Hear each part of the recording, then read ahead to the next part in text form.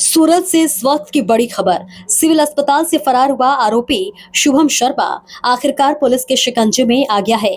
दरअसल आरोपी को लाजपुर जेल से इलाज के लिए सूरत सिविल अस्पताल लाया गया था, लेकिन मौके का फायदा उठाकर वह वहां से फरार हो गया।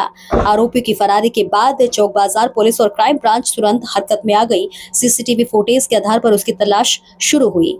कड़ी मेहनत के बाद पुलिस ने आरोपी शुभम व शर्मा को सिंगनपुर 4 रास्ता इलाके से गिरफ्तार कर लिया है। सिविल अस्पताल से भागी इस आरोपियों की गिरफ्तारी पुलिस की एक बड़ी सफलता मानी जा रही है। કાલે 22/8/25 રોજ નામદાર કોર્ટ કસ્ટડી હેઠળના લાજપોર મધ્યસ્થ જેલમાં રાખવામાં આવેલ એક આરોપી શુભમ શર્મા જે પોક્સો અને એટ્રોસિટીના ગુનાઓના આરોપી છે કોર્ટમાં ખેંચ આવતા તેને સારવાર અર્થે આ કામના આરોપીને જાપ્તામાં નવા સિવિલ હોસ્પિટલ ખાતે દાખલ કરવામાં આવ્યા હતા અને ચાલુ સારવાર દરમિયાન આ આરોપીએ ઇમરજન્સી વોર્ડમાંથી કલાક 1:15 दोपहर ના આસપાસ વોર્ડમાંથી નજર ચુકાવીને નાસી ભાગી ગયેલો હતો।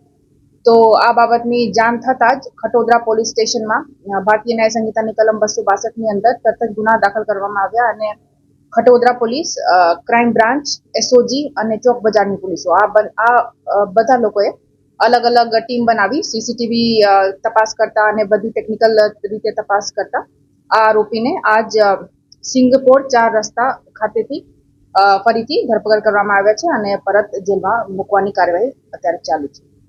કઈ રીતે ભાગ્યો? કોઈની મદદથી ભાગ્યો કે એકલો ભાગ્યો? હા, અત્યારે કોઈની મદદથી ભાગ્યો આ તો સ્પષ્ટ નહીં થતા, એવું જ લાગે છે કે એકલો જ ભાગ્યો હતો।